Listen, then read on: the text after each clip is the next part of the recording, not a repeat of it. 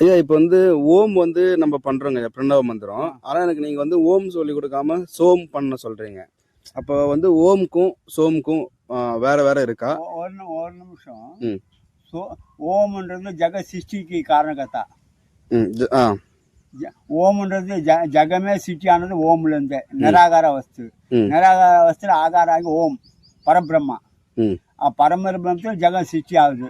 ஓங்கார பிந்து பிந்துனா பீஜா.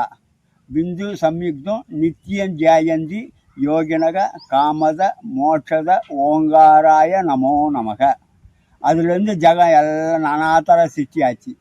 இது யோகாபியாசத்தில் சரீர பிரகிருதிக்கு சோ அம் சோஹம்னு சொல்ல, அதுவே நானே அதுவே நானே சொல்ல சிவ சிவ சிவான்னு சொல்ல ஓம் நம சிவாய ஓம் நம சிவாய ஓம் நம இதுவாக வருது. அது மாதிரி இது